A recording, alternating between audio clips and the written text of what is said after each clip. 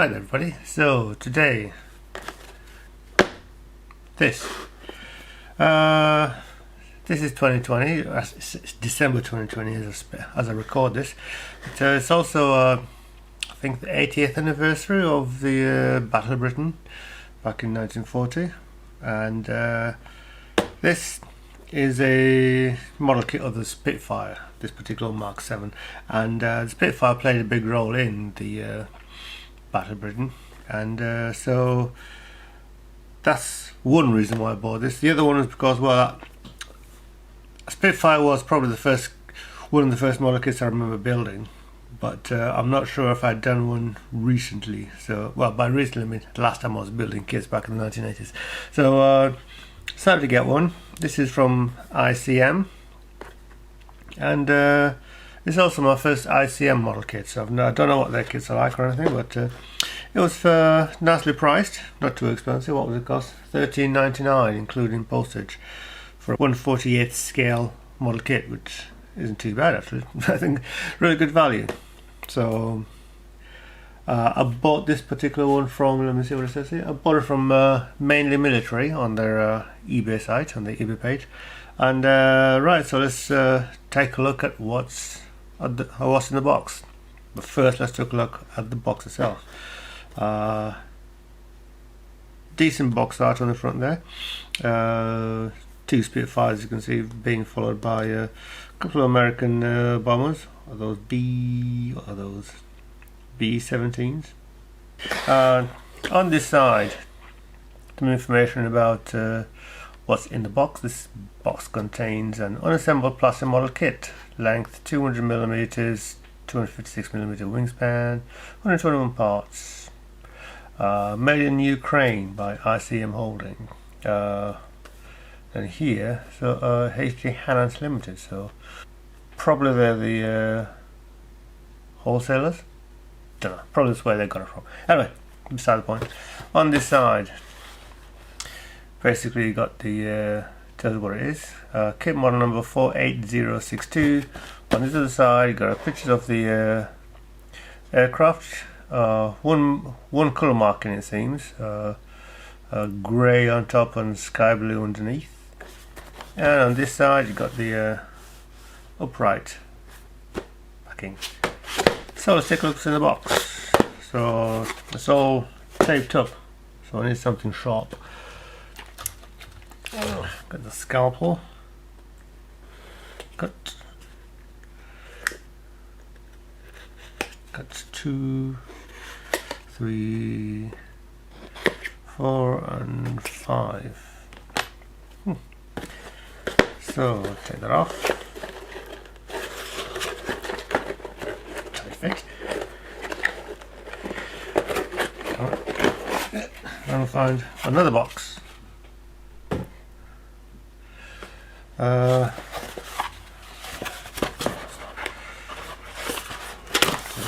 here, and here we are. Ooh. Try to make sure you can see everything.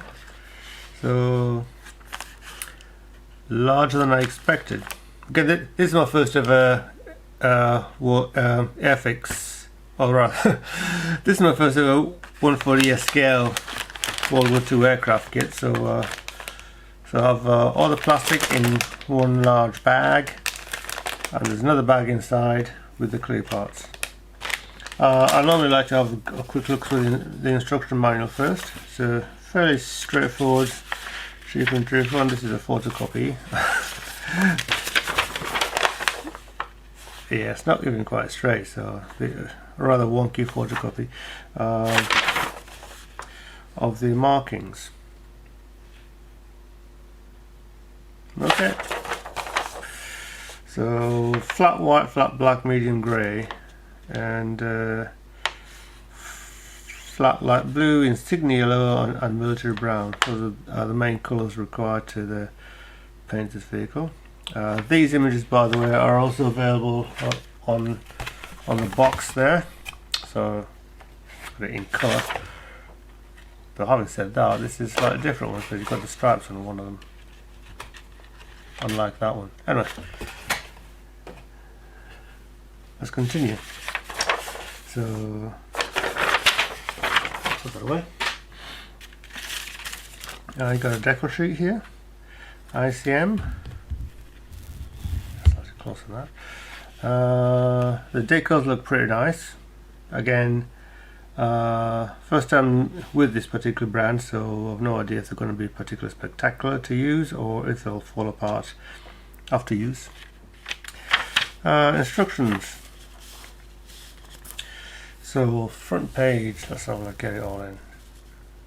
So the first page shows you the all the sprues, 1, 2, 3, 4, 5, 6 sprues, or A, B, C, D and F.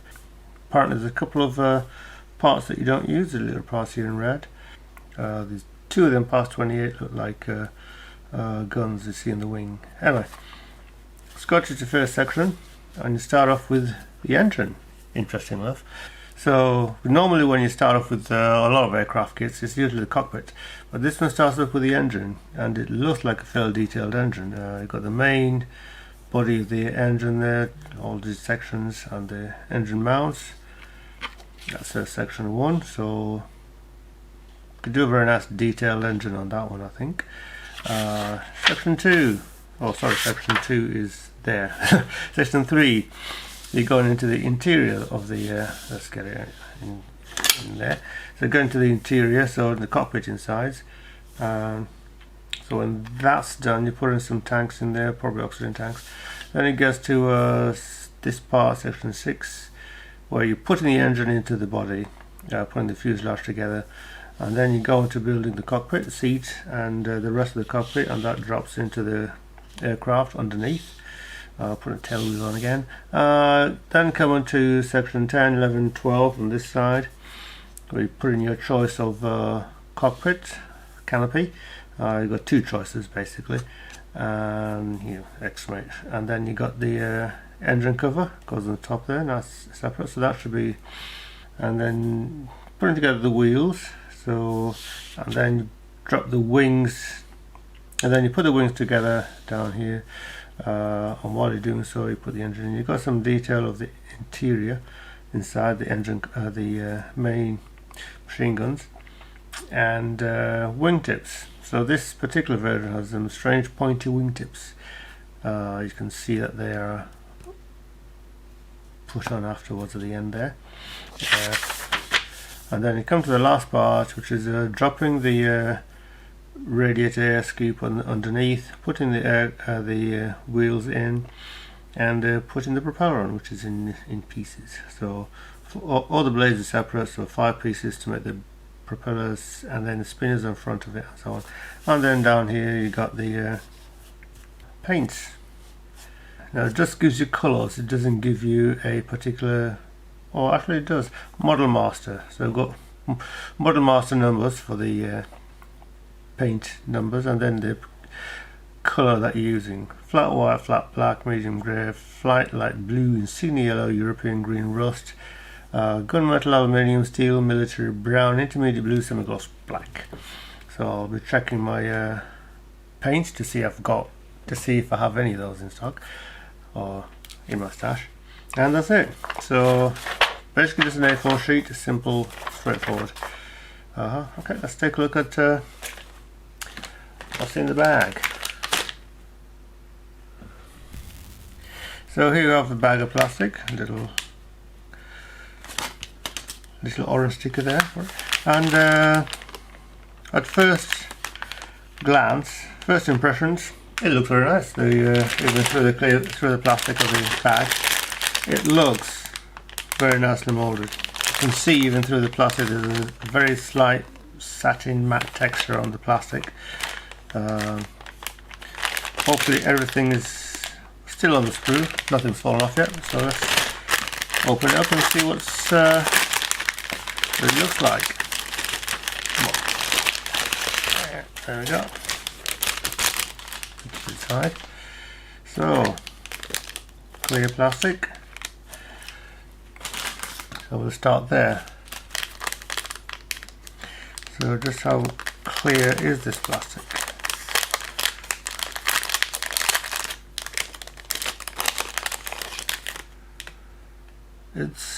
it's good enough, average, or slightly above average. There's something to look at underneath it. I have tools on here. So the plastic looks clean and even, the parts that is, and not the best I've ever seen, but they're pretty good for the scale at least.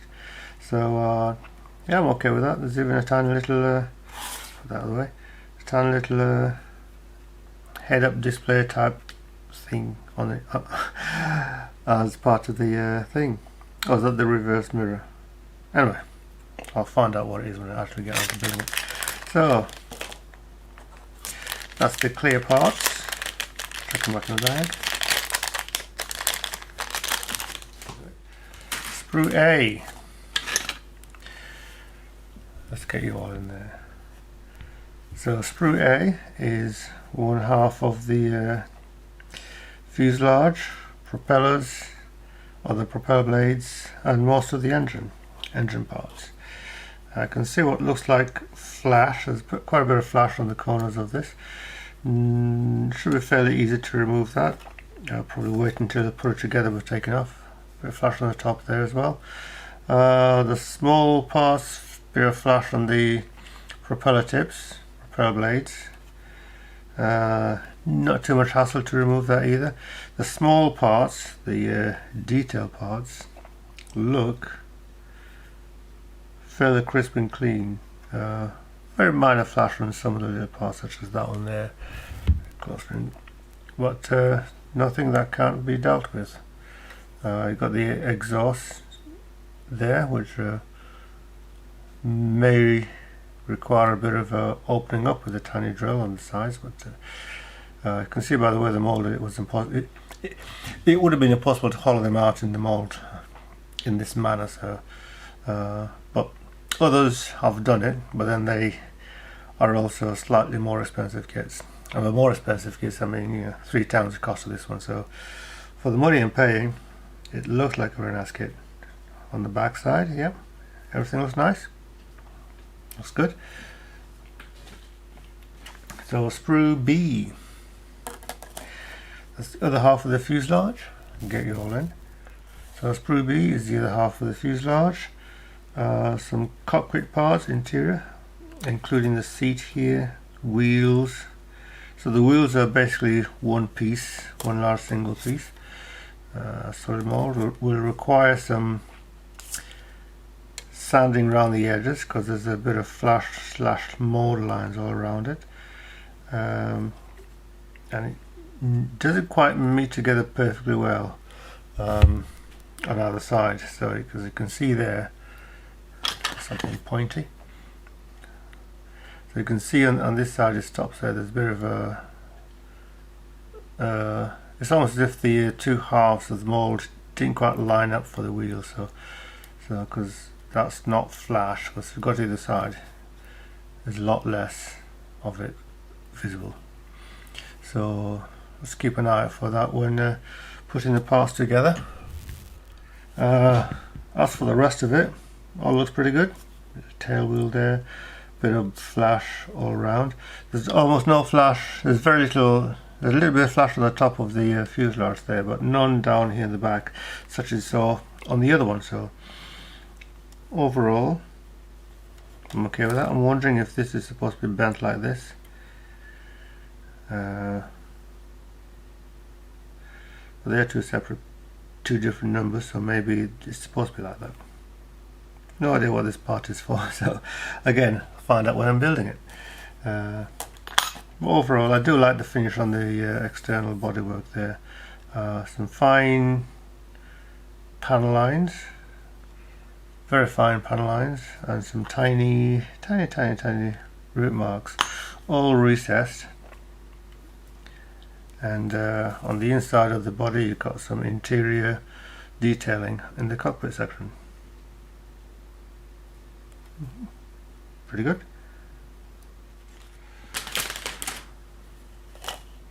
Sprue C. Now Sprue C is the wings. Well, the lower half of the wing, this is all one piece.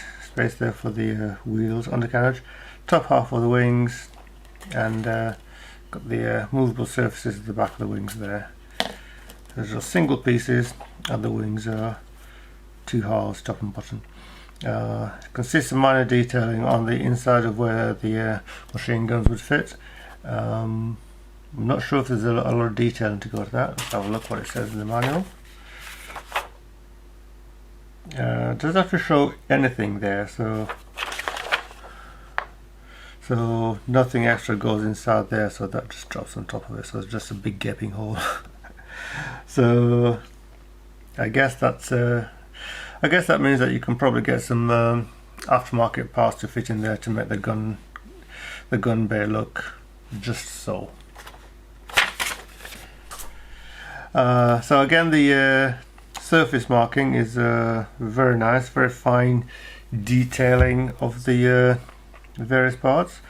Yeah, very fine markings, rivets and so on. You can really see, if I sort of get a nice close look on that. We don't want to focus it. There you go.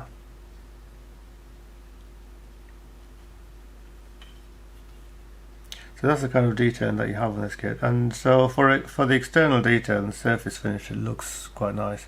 Again, a tiny bit of flash on the edges, requiring a bit of going and mold seam lines on the end of the wing, so that shouldn't be too difficult to hide, to get rid of.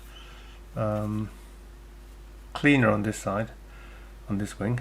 So anyway, there you have it.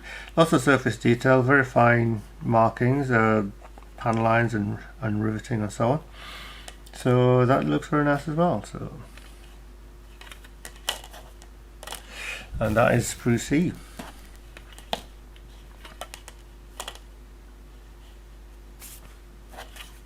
And then we have Sprue D, which is the tail surfaces. So you've got two sets of tail fins, so can't see that much of a difference between them. I guess that's for different versions. I've got the underside of the engine cover, there's that, and some other pieces here. I wonder if 7 and 8 are basically to replace, oh, these will go under the, actually I don't know what they are really. Again, I'll find out when I put it together. So I've got very different choices. These bits here look like the covers for the gun bays. It's a scoop that goes under the aircraft, and a couple of little bombs, or a bomb rather, and some other small pieces to go. So these are the armaments, this piece here, I'm guessing. Again, there's a bit of a flash happening there on this part here and on some of these parts here. So the tail fins themselves, the tail wings and the tail fin parts, as you can see, there's that part which is quite different, that one. They are fairly clean and with no real visible flash all around them. So we'll probably won't need much in the way of any clean up on them, so they look very nice and clean. The other pieces, particularly the flat square, are just like some of these gun bay covers, and these pieces here and that piece there, yeah, they're going to need a bit of a going over with the sanding stick, sandpaper, or whatever I choose to use. But yeah, that's Sprue D. And last but not least, we have Sprue E. Same shape as Sprue D. Again, this is the wing tips. You've got what looks like two different types, well, 1, 2, 3, 4 different types of wing tips. You got these undercover, underwing radiator bits. I think the radiator covers, not too certain. And you got some more armaments here and pylons for hanging the armaments off the wings. And you got the top of the engine cover there. And I like the way they designed it, because quite often you'll get the aircraft like this designed with the two halves of the fuselage from front to back, with only the space for the cockpit. That's actually a hole. And but for this one, you've got a separate top cover and bottom cover, and it looks like they're made to fit on what would be the natural seam lines of the aircraft itself. So that adds a bit of realism and basically means less work for you to do removing seam line down the middle of this section here, for example. Again, there's quite a bit of flash on these flat wing tips, those there. These are all seem fine. It seems that parts with square flat edges appear to be the parts with the most flash on it. So like these here. Some tiny bit of flash on that piece. But overall, look at both sides. Yep. Very nice. I wasn't going to mention it, but I'm always looking out for extrusion pin marks in these things, and there's some inside here, and I don't know if these are going to be visible from the outside. That's depending, probably not, because you've got these little pieces that will go in front of it, so they won't be visible from the outside, which is a good thing. So extrusion pins should really only be put in on parts of the model that won't be visible when the kit has been put together, and it looks like that's what they've done with this part here. Yeah, you can see it there, that's it there, and there's some parts in front of it. So basically those extrusion pin marks will not be visible when the vehicle is put together. Same with that one there. Unless of course you want to take that off to show the engine off, or just not glue it on when you complete the kit. So that is Sprue E.